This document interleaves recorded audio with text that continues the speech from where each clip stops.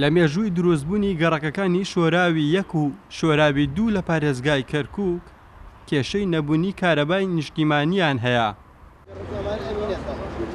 بە هەوڵی یەکێتی نیشتیمانی کوردستان هەوڵی چارەسەرکردنی گرفتی کارەبای نیشتیمانی ئەو گەڕەکانە دەدرێت. پرۆژەیەکی استراتیژی ئەتوانێت خەڵکەکە لە پاڵیا بەحەسێتەوە لە منطقەی پەنجعەلیش بە هەمان شێوە کاگرێزیستە وعدیەوەیدا پێکەوە بچین لەوێ هەوڵ بدەین بزانین ئەو کێشانە لەوێ چیە چارەسەری کەنچکە بەڕاستی شارەکەمان بەدەستی بێکارەباییەوە تووشی حاڵەتی خراپ بۆ خەڵک گلەی لێمان هەیە ئەم پێری کارەبا زۆر گرانە بۆیە بە ئومێدم ئەمان جوودێکی باش بکەن بۆ سەرخستنی ئەم کارە. پرۆژەکە بە شێوەیەکی پراکتیکی لەلایەن بەڕێوەبرایەتی دابەشکردنی کارەبای کەرکووکەوە سەرپەرشتی دەکرێت. لە پرسراوانی کارەبای کەرکووک دەڵێن بە تەواوبوونی ئەم پرۆژەیە گرفتی کارەبا لە گەڕەکەکانی شۆرا و چارەسەر دەبێ.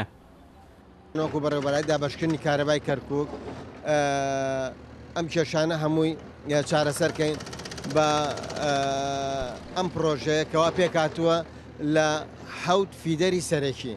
ئەم فیدەرانە بۆ شۆرا و بۆ ئەم لای ڕەحیماوە کە پێڵین خاک بۆ ئەو لاشەوە کە پێڵین یاروەلی. بەتەبیعی ئێمە گەڕەکانی شۆراومان هەبوو یاروەلیمان هەبوو ڕەحیماوەمانەیە حاڵەتێکی ئۆڤەرلۆدی هەیە ئیتر کێشەیە کارەبای زۆریان هەبوو تر لەخوا بەزیاد بە مەشروعە ئەتوانین تەنفیزی حەوت مغەذی بکەین ئەو 7 فیدەر بکەین بتوانین کێشەکانیان حەلکە ئەو حاڵەتی ئۆڤەرلۆدانە ناهێڵێ. لە ماوەی چەند ساڵی ڕابردوودا لە پاڵ کەمی ئاستی خزمەتگوزاریەکان گرفتی کارەبا بە بەردەوام ڕوبەڕووی دانیشتوانی شۆرا و بووەتەوە و لە ئێستادا بە هەوڵی یەکێتی هەنگاوەکان بۆ چارەسەرکردنی گرفتی کارەبا کەوتە بواری جێبەجێکردنەوە. ئاسۆ ئەحمەد، کورسات نیوز، کەرکووک.